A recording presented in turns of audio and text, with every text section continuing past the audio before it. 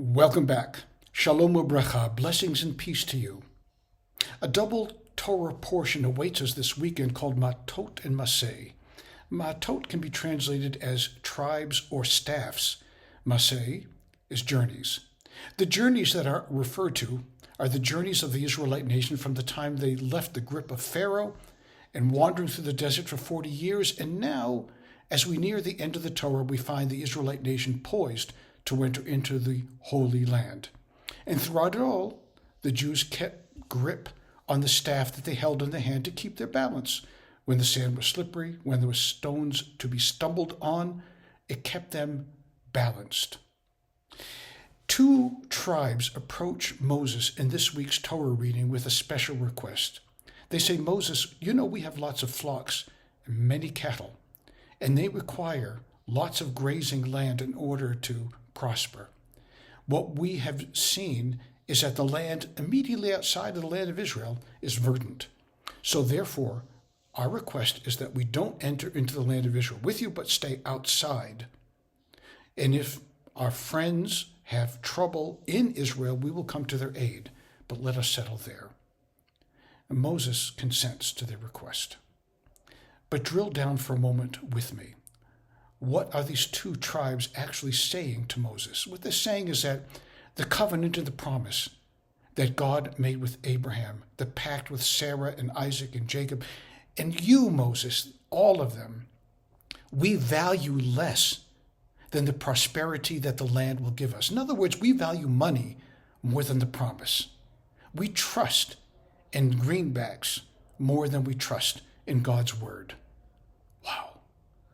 What a powerful underlying statement that is of these two tribes. There is a story that I want to share with you, a dialogue that takes place between man and God. The man says, God, life is so difficult for us human beings. There's so much strife, there's so much warfare, there's so much bloodshed, so much bigotry, so much hatred. And difficult it is when there are famines to guide us through life. It is so difficult to be human. And God says, you think it's difficult to be human? You should see how difficult it is to be God. I tell you what, says man, let's switch places just for a moment. Let me see what it's like to be God. You see what it's like to be man. And God consents. Man ascends the throne of God. God becomes man. And after a few moments, God says to man, all right, time to switch places. And man says, no.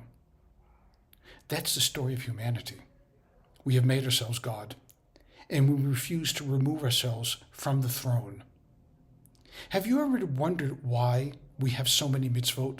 There are 613, sometimes it's called Taryag, 613 commandments or mitzvot.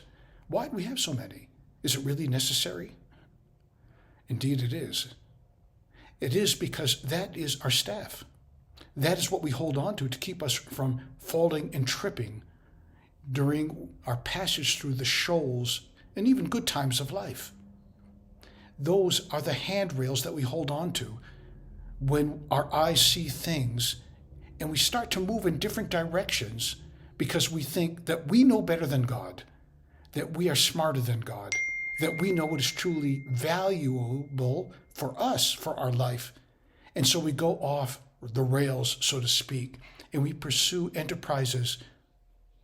Look at the history of humanity. Look at the annals of our time.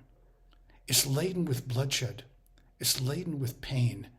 What we have done to ourselves and to each other is truly unspeakable because we refuse to get off the throne of God, that we think that we constantly know better than God does.